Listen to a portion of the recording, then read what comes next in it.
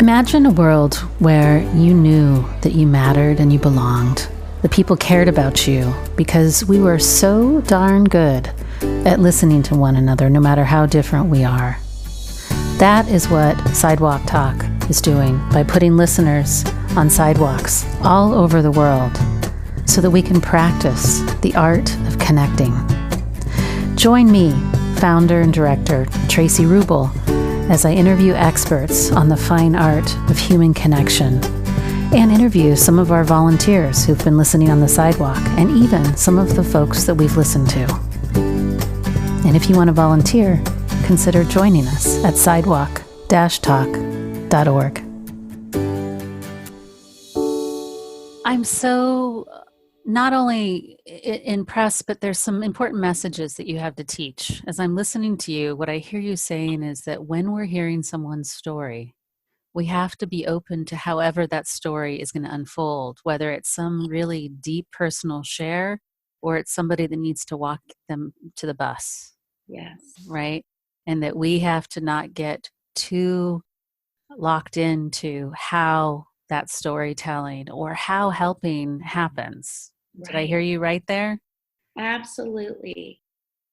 I can't say enough. I've been a clinician for 20 years. It's been 20 long years of beautiful, powerful work. And I have to say that the most profound stories have come out in the most hidden moments of learning.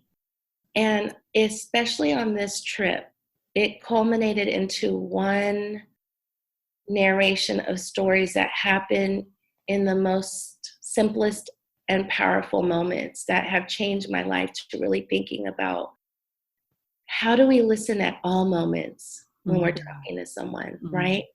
And that we aren't always waiting for that kind of glam moment when story is going to be told, right? Yeah. Like that chair, that leather couch, that movie set scene of this, clinician and client moment, and there's the story that's going to be told, but rather in the most humblest of spaces, these stories are told and are waiting to be told and waiting to be heard. Mm-hmm. And I'll share, if I can, a little story about that. We were at the border, and one of the stations that we would work at was the shoe closet. And so the families would come in, the children, the dads, the moms, to get a new pair of shoes, because if they've been walking, for so long, journeying for so long in detention, they had to take off their shoelaces. So an ICE makes them take off their shoelaces. So they didn't have shoelaces and shoes were worn. So they could come into the closet and get another pair of shoes if they needed it, right? So I had been doing different, checking and going different places around the center, working with different families. And I got to the shoe closet and I saw that there was shoes piling up and we needed to help. And I thought, okay, I'm going to help here, but it's not going to be as probably important as the other places that had been, right? So I stood there, and I think I had only been there for 5 minutes when this dad and this little boy came and stood by me, and Leah and Lily were helping at the same time. We were all there together. And he said, "Mi hijo necesita otro par de zapatos," which is, my son needs another pair of shoes. He was 3 years old, and I can still see his face. And we said, okay, sure. And then Dad proceeded to say, "Él ha caminado 30 días para llegar aquí conmigo."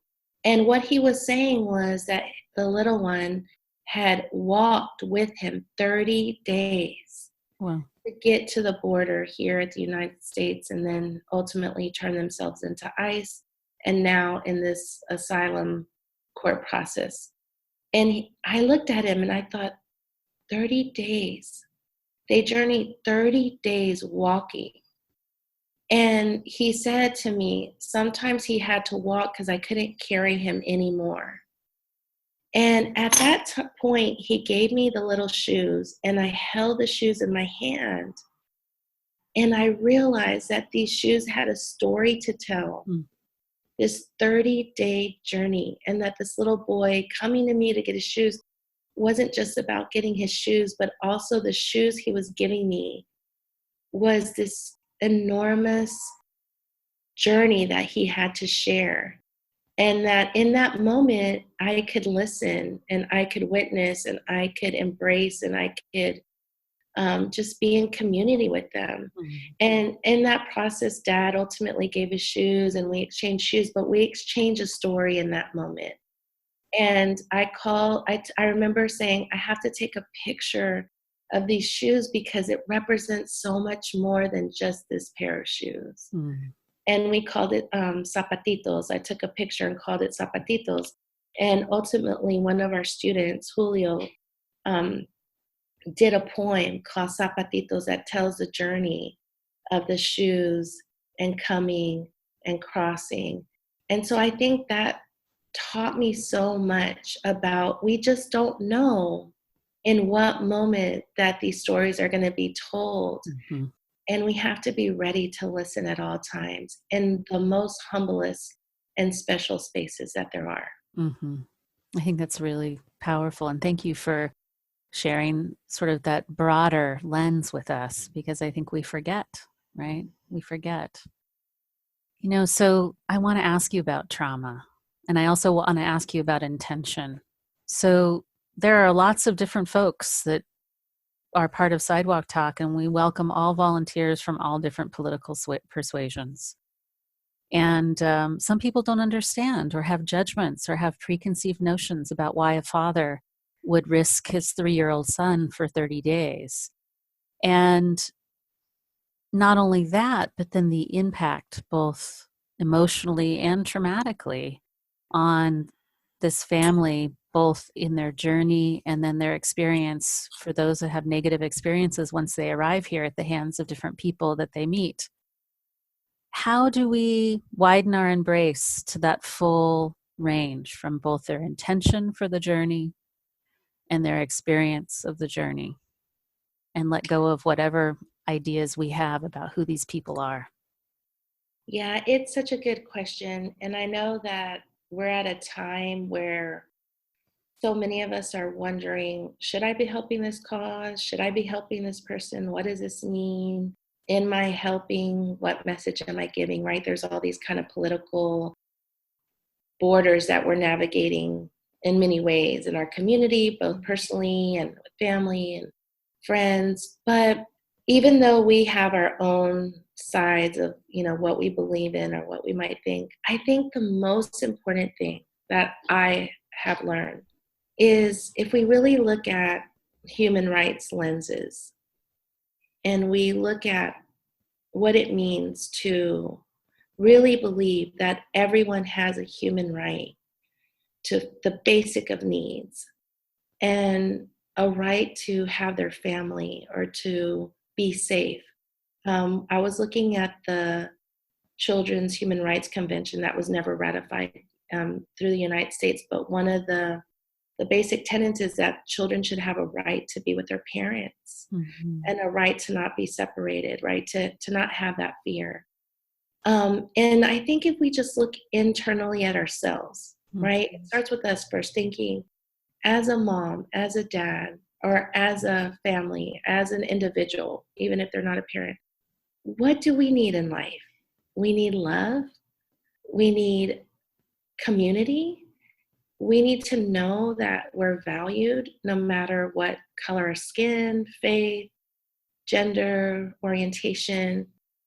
And we need the very basics of food, clothes, and shelter. And so if we just look at that and we take everything else out of it, what we see here are children, our moms, our dads, we saw grandparents coming to save their lives. And I can't tell you, one of the most important things that I learned, and even though I would say to people, yeah, they're saying that, their intention wasn't to come here. That's kind of the narrative we hear. But what I heard firsthand so many of them crying because this wasn't their plan to come to the United States. This wasn't their life journey. This wasn't their call. It was something that they were forced to do to literally save their lives. And I have to tell you that anybody that thinks that this journey coming from one country through so many borders and then through Mexico and then to the United States, they know it's a harrowing trip. They know the dangers of getting on top of that train, of people that can kidnap, of rape. I mean, I can't tell you how many stories. They know that. So when someone is taking this journey, it's because there's no other choice other than death on that side. Mm-hmm. Mm-hmm. And death meaning no food to eat and no money coming and nobody to help.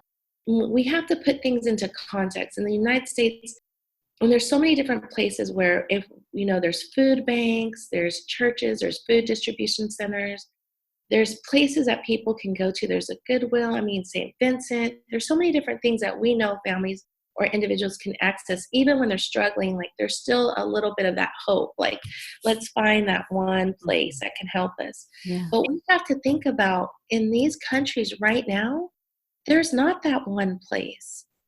There's really not, because they're struggling themselves. Everyone's struggling. And one of the things that I also heard, which is so important to emphasize, is that I'm still talking to these moms that we met that came to the Bay Area. A lot of them went to the East Coast. So for those of you who are out there on the East Coast, most of the families that we saw come in through the border were going to New York, Philadelphia, Indiana, Georgia, Florida. We had, in a matter of 1,000 families that passed through us, we met about 5 that were coming to the Bay Area and then some to LA. But it was pretty surprising how many were going to East Coast. And I have to say that those families that were coming that we've been tracking have said to us, you know, it was either death or coming here. And being here, they're devastated. They've left their family. Mm-hmm. Some of them have had to leave other children just so they can come here and work and send money. And they've also said, like, all we want to do is work so that we can provide for our families. So they don't want to use resources. They're not trying to like get freebies. They really just want to come and work and be able to provide and be safe. And it's hard for them too, because this wasn't a choice. So I think we have to really look internally at ourselves and think, what would I want for my daughter? What would I want for my son? What would I want for my family, my mom? Like, if anyone in my family were going through this, what would I want for them? And it's really just comes down to the basic human rights. And it's unfortunate that other countries, you know, aren't providing that. And that's such a bigger issue, right? But at the end of the day, I look around us at the Bay Area, there's so much resources that we have. And you look at these families and they don't even have $1 when they get here to make it on the journey 4 days all the way up to New York, taking 6 or 7 buses. Mm. They have nothing, and they have one pair of shoes that, you know, they've worn down to the very basics. And you think, I have a right to be able to give them something to eat. One story I'll tell you really quickly is we were in charge of helping them get all their supplies like soap, shampoo, conditioner, so they could take a shower. And we were in the women's area, and some of my students were helping get all their things so that they could go in to take the individuals and the women and the moms could go in to take their showers in a private area. But I have to tell you that one of the things that we remember so well is the women would come out and we heard this because they hadn't showered in days. Mm-hmm. And you and I can take that for granted every day, right? Mm-hmm. That we do that. But when we heard that, we heard their heart. Mm-hmm. And when we saw them eat their first bowl of soup after coming out of ICE and being so hungry, we saw that hunger. And when we saw children like lose sight of their moms while they were getting their clothes and everything, we saw the fear. We saw the children like gripping to their moms, like, where are we? What's happening? Crying because they were so confused and scared and worried to be separated again, or, just some type of experience of like thinking about, I could lose my mom. I don't know where I'm at. I'm not in a familiar place. We saw moms and we saw dads dehydrated, confused, but also with a smile and a perseverance of, I'm coming here because it's the last thing I have to do to survive. Mm-hmm. And when other people say, yeah, they have other choices or there's other ways, there is no other way. I would do the same thing. I'm a mom of 3, and I think I'd have to do the same thing if I knew that my daughters were going to die or I wasn't going to make it to be able to feed them. Like, we had nobody coming to help. We had no church or organization to go to. What would we do? Mm-hmm. That's a question I have for people is, what would you do? Mm-hmm. It's so beautiful as I listen to you. You are such the perfect model of empathy because the words that you keep using aren't immigrants, aren't Latinos, aren't refugees. It's mom, grandpa, sister, woman, human. Yes. Right? And then you tell the story as if you're relating from your own equal humanity as a mom, as a woman, as a human. And I can tell how that really makes you as the listener much more, you don't get to fly around in your therapist, castle. You're like right in there with them. And I can see how much it's impacted your heart. You're carrying all of these mothers and fathers and grandmothers and grandfathers and children with you in the stories that you're sharing about them. Both really deeply then motivated to be of service because you're coming at it from such a heart-centered place, right? But then also you're impacted. And I want to ask you, how are you taking care of yourself after carrying the stories? I know that on the one hand, there's this jubilation at being of service. And then there's also, you have your own after the shower moment of, right? Yeah. So how have you been supporting yourself after your work?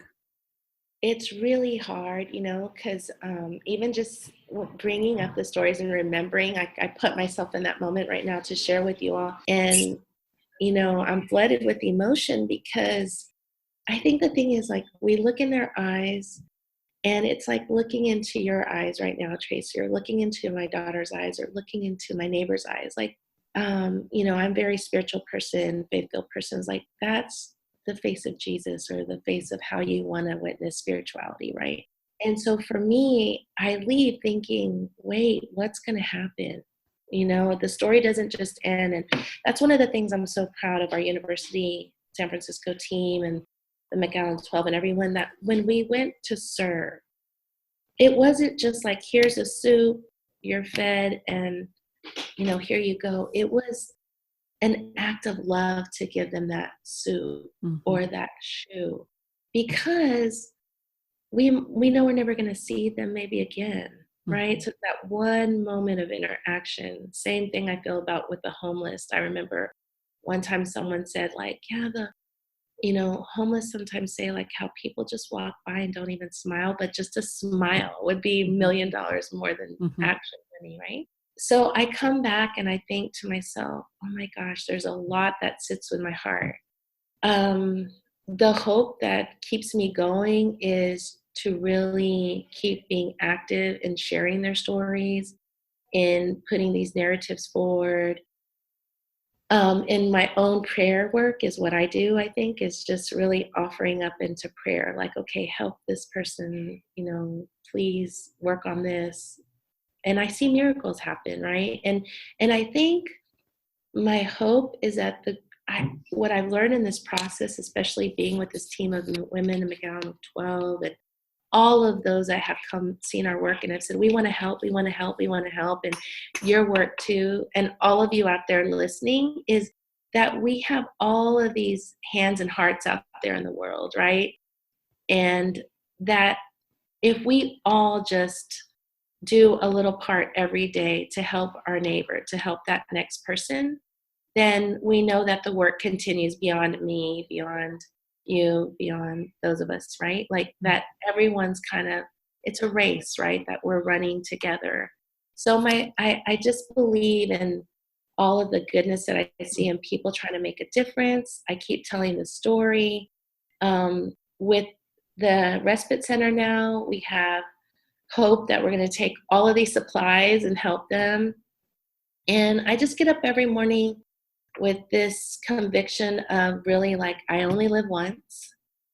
Those that I see today are those that I will help. And I learned this really wise kind of, maybe people will say you're not taking care of yourself, parable, but I believe in it, or not parable, but a motto from one of our dads in Half Moon Bay. And I always say this, and he's Latino, and he came also to the United States on a long journey, and he's very successful now. And he tells me, I see him working so hard, and he tells me, I go, how do you do it? And he's like, how do you do it? And we look at each other, and he says, well, you know what? When I die, I will rest forever. So I'm going to work as hard as I can, because one day I will rest as long as I can. But right now, I'm going to work really hard. And you know what? I see This is Joaquin. It's not Joaquin, but it's okay. And I see that, and you know what? I don't have time to get tired, because I see these families. I couldn't do what they did. I couldn't walk that 30-day heroin journey or months journey, and I see the farm workers. They're giving of themselves. They're so happy. They get up every day with a smile on their face to go work out in 100-degree heat, to pick the food that we eat on our table. And I owe it to them to get up every day and say, like, how can I make the world better? Mm-hmm. I so appreciate you humanizing people for us, because what you've done through sharing stories is, I think, one of the things that gets in the way of empathy is fear, right? And we're afraid that we're not, that even if your intentions are good to empathize, that we're going to listen wrong or do it wrong.